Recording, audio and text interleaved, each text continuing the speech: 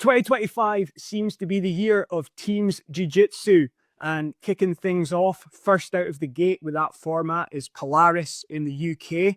So on this edition of the Jiu-Jitsu Oracle, Ross, I'm joined by Matt Benyon, who is co-founder of Polaris and Scramble, to talk about why team jiu-jitsu in general is proven so popular, and then to focus on the Polaris 31 event that's coming up on Saturday, February 8th. So, Matt, thanks for joining me today for this chat. And can you, off the bat, say why you think team jiu-jitsu is proven so popular, and maybe give some insight as to why you've picked that format for your next event? I suppose, like, first of all, I have to give props to Sakuraba and Quintet. I'm sure you know, being a jiu-jitsu nerd, I'm sure you remember the first Quintet where Polaris brought a team there, and not thanks to just Craig Jens. Everybody did their part. It absolutely destroyed everyone. It was one of the best nights ever. And me and my other co-founder Ben were just like Matt side looking at each other like, this is the coolest thing ever. Like, team jiu-jitsu is amazing. So that's when the kind of squads journey started quite a few years ago. And then, like, in general, I felt like team sports created a much more like a deeper feeling of excitement with the fans. You know, like, I'm not really into football, but my kids are really into football, and I've, you know, through them, I've managed to go to a few games. And every now and then it just kind of hits me when you're looking around the stadium. There's like 50,000 people screaming for this team of like 11 guys or whatever. So it was just the thought that, you know, there was more to be explored with jiu-jitsu and the team format. So that was years ago when we did that. And then we kind of left it behind for a while, put on loads of other cool stuff like GPs and, you know, just like regular super fight shows. But we all kind of decided, let's get back to squads this year because it's a really cool format. And so we announced that way before Craig did. So he definitely copied us. No, but I know that he had meetings with Sakuraba and his team. But and AIGA's been there for a while now doing their thing. So I don't really know what their motivation is, you know, like, why they've chosen that particular format. Maybe they thought the same thing, but yeah, I'd say Quintet is the OGs, and then we sort of came in and we spent a lot of time trying to figure out how to do it ourselves without copying them too much. But yeah. Yep. So I agree. Being a fan of sport, I find it much more preferable to root for teams rather than individuals. It's perhaps why when it comes to stuff like golf, I'm not really interested until the Ryder Cup. Right. I follow football, I follow American football, I have my teams that I support.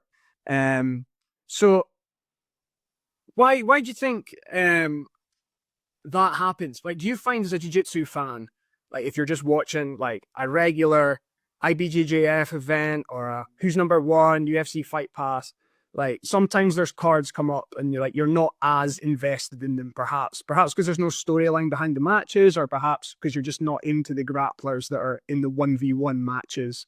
Mm-hmm. And do you think like team jiu-jitsu helps like overcome that? Because, like, hopefully, you know, everyone who shows up in Doncaster on Feb 8th is going to be supporting Europe, going to be giving America a hard time, and it's going to create a great atmosphere. So do you think that's something that like really helps with jiu-jitsu and trying to get into the sport, which isn't the most easily penetrable at times? Yeah, there's loads of angles. Yeah, I think it's easier for people overall to understand team sports, probably, especially if the rules are somewhat complex like jiu-jitsu. You can, you know, even if you don't know exactly what's going on, you can understand when you see like the teams like cheering for each other or rooting for each other. And then the other aspect of it is we're bringing them in early this time. We've actually rented a massive country house, like a mansion, and both teams will be staying there. And we're trying to add like an extra aspect to it. There might be a few games going on, but we kind of need everyone's consent to do that. But we should be able to come up with some interesting content. But then more than that, it will give the team a good four or so days to get really comfortable with each other. And I think with that, they're going to go into the event as a very well bonded team. Even at the other squads we did when they just had a few days to work together here and there, the bond was really close. So I think by doing it this way, it's going to be even better. Now, when you spoke to Sakuraba way back in the day, what did he say about his motivations for doing the quintet style? So when he first started talking about it, he mentioned that it was a thing that they did in wrestling and in judo. So it like existed already in those individual sports in Japan, where they would do meets and they would have people of various weights. And I think, I don't know, he's just a really creative person. So I think it was in his nature, like if he was going to do something, he'd have to put his own spin on it. Yeah. Yeah. I saw I think the highlight of the judo competition at the last Olympics was the team, and it came down to France against Japan in the final. Yeah. Made it way more exciting than just like the individual matches. And for me, it was like, I'm not like, I'll watch judo, but I'm not a judo super fan, but like I found it really easy to get into that match. Yeah. Why have you put together the teams that you have for your first event? Did you pick them? You mean like the overall teams or the individual members? Well, a bit of both. So like you've split it up by continent, by look of things, and then we've picked individual guys. So was it you that was behind like both of those ideas? Most of those type of decisions are group decisions with all of the kind of directors and people that we work with. You know, we gather a lot of opinions, you know, so that we can make a kind of well-informed decision. But basically we decided to do continents because it widens the net a little bit with who we can draw on. And then also we have to think about our audience, which for this year is UFC Fight Pass. So that there's a lot of kind of American MMA fans basically looking for stuff to watch. So we have to make it palatable for those guys. So, you know, we would love to do like Poland versus Norway or something. That would be epic. But trying to get a bunch of Americans to tune into two random European countries that, you know, for them are not hugely relevant might be tricky. So yeah, we've gone for the continents. North America can include Canada, and in this case, it includes Costa Rica. Europe is continental Europe, even though we made the terrible decision to leave Europe. We didn't actually leave the continent, as my kids were asking me a few years ago. Where are we going to go then? I know we're not going anywhere. And then we've got Asia and Oceania. We're going to blend together. So it'll basically be like some of the top Aussie grapplers, some Japanese guys, maybe some Koreans or something. We haven't fully made the team yet. And then there'll be a South American team, which obviously will be mostly Brazil. And then we're also going to do a women's squads. In fact, that's happening in June. Yeah. Okay. So is the aim of the format that Europe plays North America and then Asia, Oceania plays against South America? South America, yeah. And then at the end of the year, the winners of those two will face each other. Yeah. And the women's, is it the same 4 continents? The women's, we will probably condense it to, it might be North America versus rest of world. I think that's what we're thinking, because I know everybody thinks that they could put together an amazing team, but I'm sure they can, but it comes back to what I said before. Like, we have so many other considerations on who should go in and what the audience is going to think of them. And, you know, so by doing it that way, we give ourselves the widest possible net to bring the most exciting people in.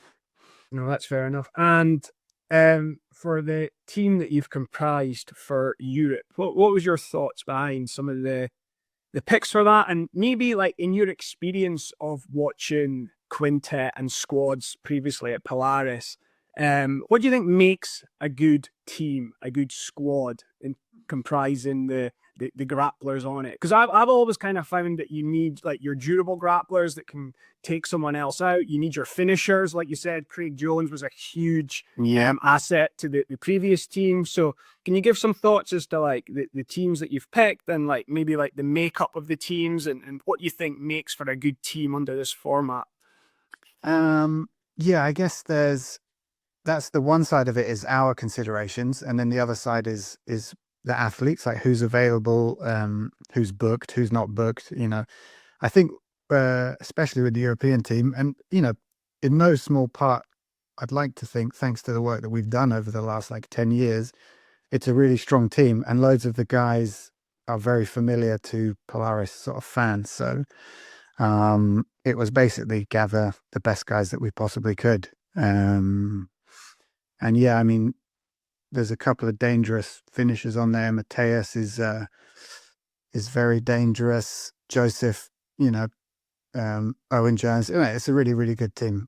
Yeah, so for Europe, we'll just run through it. I've got Owen Jones, Joseph Chen, Matthias Szysinski, Taylor Pierman, Santeri Lilius, and Ono Flanagan. Yes, that's 6, yeah? Yep. Yeah. I just want, and as it stands, like the squad that went up on the Instagram is the squad that currently stands, because injuries and pullouts and stuff like that can happen. But yeah, I'm pretty sure that is the current team, because there's been a few changes, and I think that's probably one of the strongest teams we could have possibly put forwards. Yeah. yeah, and I think it just shows how far European grappling's come, because I think a team comprised like that could do really well against whomever the other representatives are from the other continents. And I think you've got a great mix there between, like you said, finishers like Mateus and Owen, and guys like Santeri, who can finish but can also be like a nightmare to get off the mats. Yeah. Very solid, like IBJJ background. Yeah. And then for North America, I have PJ Barch, Mike Perez, Kieran Kachuk, Devontae Johnson, Chris Wojcik, and Julian Espinoza. Yes. So there's a mix there of like well-established people and a couple of newer people. The US team has gone through a few changes just because there's just so much going on now, like in the jiu-jitsu world, other shows, people getting injured. It's camps, seminars. People are really picking and choosing what they do. But it's a very strong team. I mean, PJ is out 1 hour GP. Julian Espinoza is a no-gi world champion. Devontae Johnson, no-gi world champion. Kieran is like super dangerous. Yeah, it's a good team. Yeah. I think as well as like the grapplers in it. I mean, not taking anything away from like the guys on that team or on the European team, but if for North America, for example, if you had Gordon Ryan, right, it suddenly like scales it a bit towards the North Americans' favor. But I mean, like I said, when I saw this matchup and the guys you'd picked, I think it's going to make for a great event. I think it's evenly matched looking, and we're going to get a lot of great individual battles along the way. Yeah. Can we talk a little bit about the format and what you guys are doing and why you've chosen to do it that way? So just on you go. No, you kick it off, and I'll maybe bring up any other things that you don't touch on. But yeah, you go for it, Matt. You tell me what you're doing on there. Okay. February 8th. So the last squads that we did was USA versus Brazil, and it was a flipping amazing event. But it gave us a chance to sort of look at the rules, and because ultimately we want to make the most interesting and exciting events. We've sort of always maintained that we want to be the most exciting. Like, if you want to be the best no-gi guy, go and do ADCC or no-gi worlds. If you want to be the best gi guy, go and do IBJJF. Like, we just want excitement. It's sports entertainment in the form of grappling. So we thought, so we've made some changes. So now it was 1 hour each half. Now it's 45 minutes. There was 8 members of the team. Now there's 6. So people will definitely be being recycled and fighting multiple times. And also, there'll always be a winner now. So we used to, if there was no sub, it would be a draw. Now we're going to have a decision on every match. So you get 1 point for a decision, 2 points for a sub, and 3 if you're lighter and you submit a heavier guy, you get 3 points. So you should see a lot of points coming up on the board, and some interesting matches where, let's say, like a very, very good guy can get through 1 or 2 people, but doesn't matter how good you are, you can't keep having fresh opponents come in and not get tired. So you might see one of the top guys starting to get tired and getting tapped by a smaller guy or something like that. That's what the rule set is set up to do, is create these exciting moments. So it's a 45-minute half made up of individual contests that are how long 5 each? minutes. If they go the distance. Yeah. And that's like, you're wanting 5 minutes of like fast paced. Constant action. Go, go, Yeah. go. Yeah. And then there's a 30-second break. We used to allow you to use a kind of timeout to swap a guy out to let him rest. We're not doing that anymore because poor Keith Krikorian just kept getting Mika Galvao in the last one, and it was just unfortunate. So you have to stay in now. If you win, you're staying in. And then so that 45-minute clock, it just runs the whole time through. And then we just keep putting out it stops in between the rounds. So it's 45 minutes of grappling. Yeah. Okay. So we're gonna get about 8 matches per half or something like that. 7 or 8. Probably. Yeah. Yeah. Okay. And within like the scoring, like obviously the sub, you get the points, but like what else comes into the scoring criteria? So we've long had this kind of like core scoring thing, which we're moving the other matches to a round system and a 10-point must system, but they all basically refer to the score that we've always had, which is like equally weighted now, effective attacks, positional or escalating positional control, and can't remember what the last one is. It's been a long day. But you're not judging it, so it doesn't. Yeah, exactly. Yeah. Now it's basically action. You guys in your individual matches, say the 10-minute match, you would have it split up into 3 periods. Yeah. Of roughly 3:30 each, right? Yeah. And then the judge would like lean one way or the other for each one, and then it would be an overall. But now it sounds like you've made a decision to be a bit more I don't know how to frame it. Like it's not decisive necessarily, but like it's much more framed into the sections. And it's clear for the audience as well. Right. So I was like, is this why you're doing it? You think maybe this is a better way to just have that clarity of how it's being scored? Yeah, I mean, we went to CJI and it was pretty much, an ideal rule set that it felt like with the 10-point must and the open scoring between rounds. We just really enjoyed it. Like we've never shied away from like if somebody's doing something that we think is a better way to do it, we kind of look at it, talk about it for a while, decide whether we're going to do something similar, and then we're not too proud to change things. Yeah.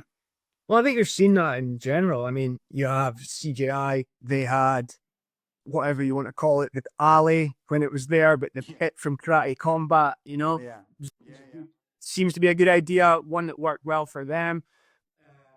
And then now you're saying like you watched their scoring system, you thought that's a good idea. So But they essentially took it from MMA as well, didn't they? yeah. But I think it's good to have open eyes and be taking things from other places, and not necessarily just grappling, but like sport in general, to try and make things more exciting. What do you think about one thing I've never noticed like such an issue on Polaris events, because you usually have like a nice big space, but like often on some shows you got a smaller space, you got a lot of resets. That as a fan gets a bit jarring. I thought with the CGI, because they had the pit alley, they have the walls, it didn't hang in. Yeah, reduced. What do you think? Yeah, so you guys have got the mats. I mean, are you happy with that? Do you see it like you guys think you do a good job with it? Do you think that's the best sort of platform to have grappling, or are you open to other ideas there? Well, we had a lot of discussions about the pit type surface. I'm not sold that it's the perfect environment.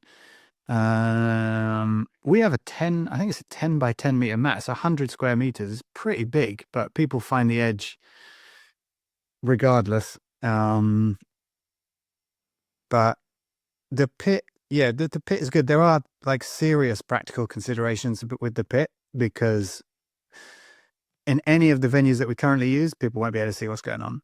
Like you'll just see the tops of people's heads. Like I had very good seats for CGI, and for half of it, I could only see the tops of people's heads. So it's a great idea that they did. It looks amazing on the broadcast as well, but for the live experience, I'm not entirely sold. Yeah, I got some funny pictures of it where you can literally just see a grey mat and the little head above the top.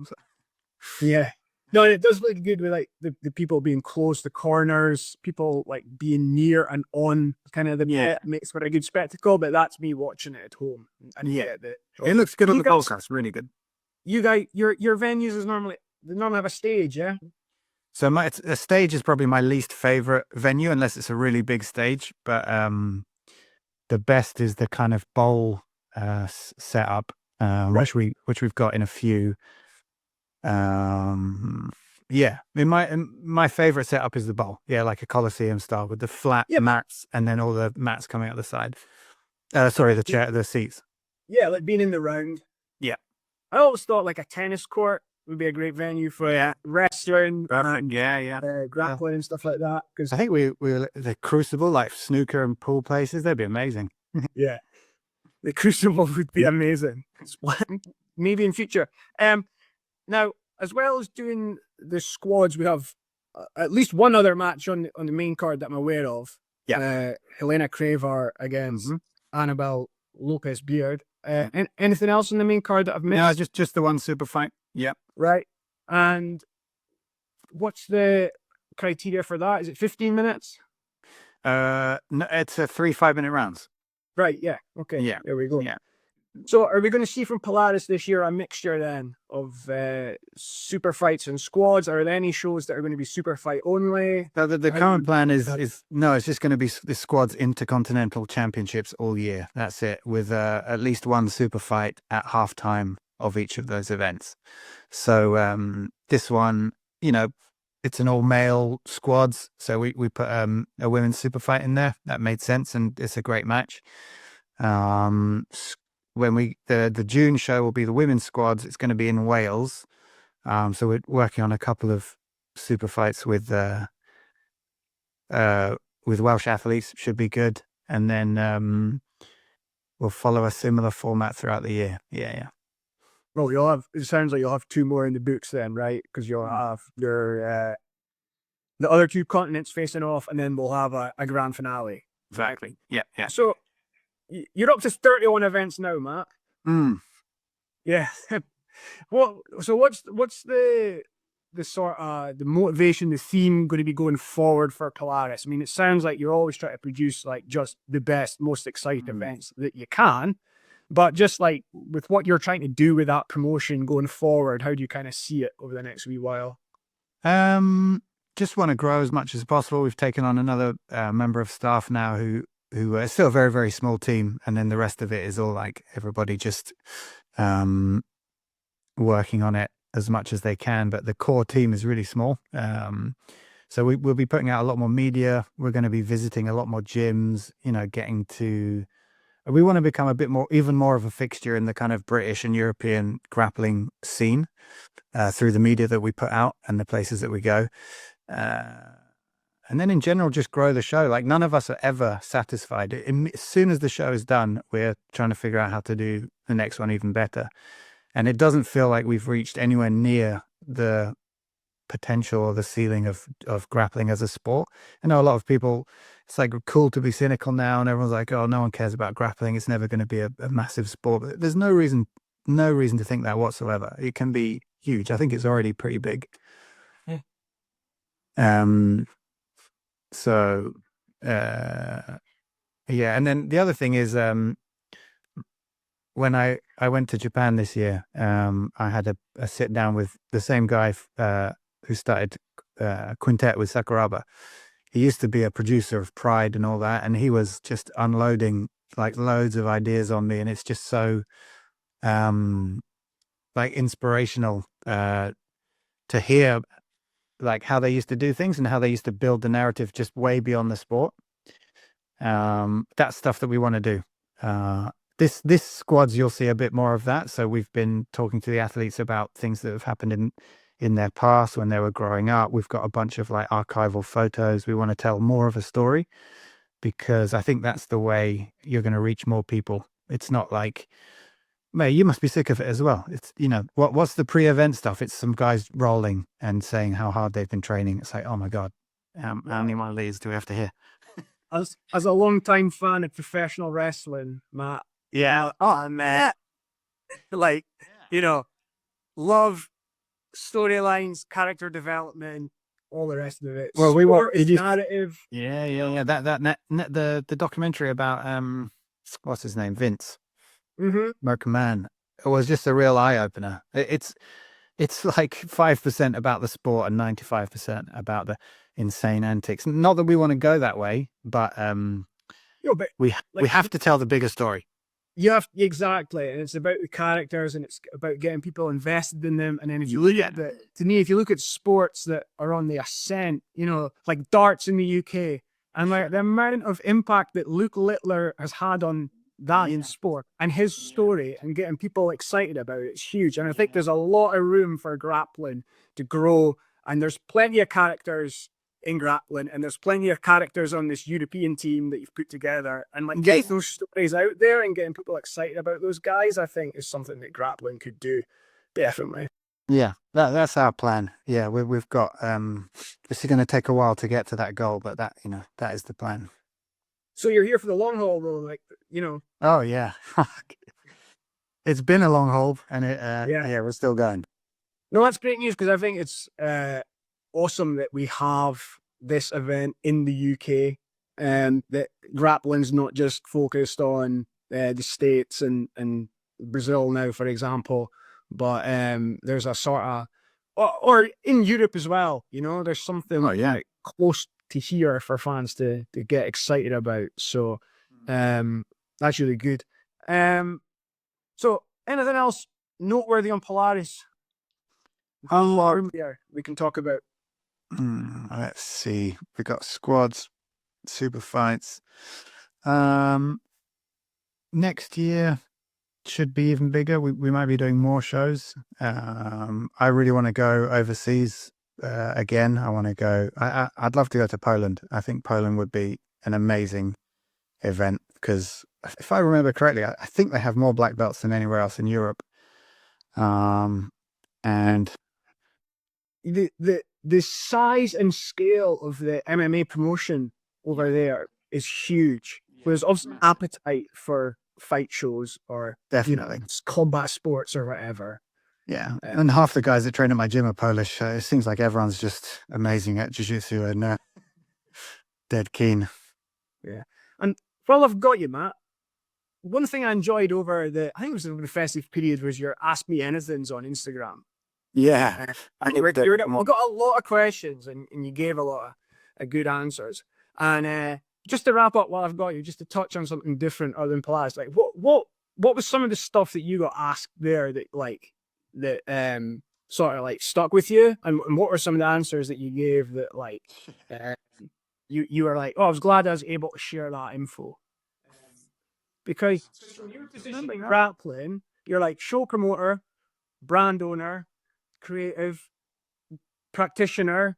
I don't know if you do coaching as well. You know what I mean? So you're getting questions coming from all angles. But like, what was some of the stuff that maybe like you still remember now? Like, oh, that was a good question, and like I'm glad I got asked that. And I'm glad I was able to put this info out, because I think it's valuable info for people to hear. I'm going to struggle to recall any specific examples, just because just like a generality, maybe. Yeah.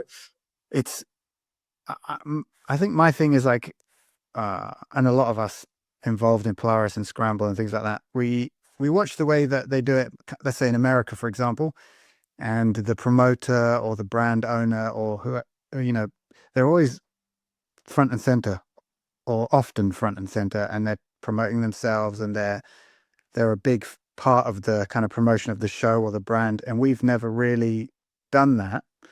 I don't know if it's like a European thing, to be a little bit happy to be like behind the scenes. But between us, like, we have a lot of knowledge that, 15 years of clothing manufacture in the jiu-jitsu industry, 10 years of running Europe's like biggest pro jiu-jitsu show. I like talking about this stuff, and I like, to have a chance to I don't know, give advice or answer questions, because I don't do it very much, and I'm always torn between like, should I be promoting myself a bit more or putting myself out there, or should I just carry on, toiling away in the background, or is it going to be a mixture of both? I don't know. Well, yeah. I reached out to you because I wanted to hear your opinions, and I think people watching, listening to this podcast want to hear about it. So I think it was good. I think it was good that you made yourself available, and I just thought, like, in particular, like, it was a lot of valuable information for young athletes who are like coming through and like looking to push themselves on. And I think sometimes they're a bit shy about asking those kind of questions as well. Yeah, I mean, And for having someone like you say, this is what I'm looking for from you guys, I know that was really helpful. yeah. No, I definitely feel that up and coming people in jiu-jitsu are in need of advice. Yeah. I mean, we've got guys, we're offering them money to compete, and they're kind of umming and ahhing about it, and then they'll go off and do something for no money, or they'll pay and fly themselves halfway across the world to compete. And it's like, you guys are not thinking in a logical manner, you know. Yeah. We can advise them on that stuff. Yeah. Yeah. No, I just remember you saying, like, for example, and you were saying essentially, like, you've got great crew of sponsored athletes for Scramble, but like some things you would look for if you were looking for an athlete would be being active, being exciting, wearing Scramble already, etc. You know? Yeah. I just thought those bits of advice are vital for people because it's not, we don't really have jiu-jitsu like a pathway necessarily where, like, you know, if you're a great young athlete, you get brought into like a football team and then like your path's mapped out for you and all these. Yeah, you're right. You're right. You know, so and sometimes it's things that I think is obvious, but it's not to some people. No. So we can, like, anyone got questions about that sort of thing? Fire them into the comments here, or try and reach out to guys like Matt in the jiu-jitsu community and get the advice that's, you know, been gathered by people over time. Yeah. But yeah. So Polaris 31, Matt, Saturday, February 8th, Doncaster. Yeah. UFC Fight Pass. Fight Pass for the main card. Prelims is free on YouTube. And there will be YouTube content in the build-up, I believe. You've said. Yeah. Hopefully. Yeah. Our Instagram and our YouTube will be busy this week. Yeah. Yeah. So get on Instagram, give it a follow on YouTube, and make sure you've got a UFC Fight Pass subscription sorted out to watch the show. Yeah. Yes.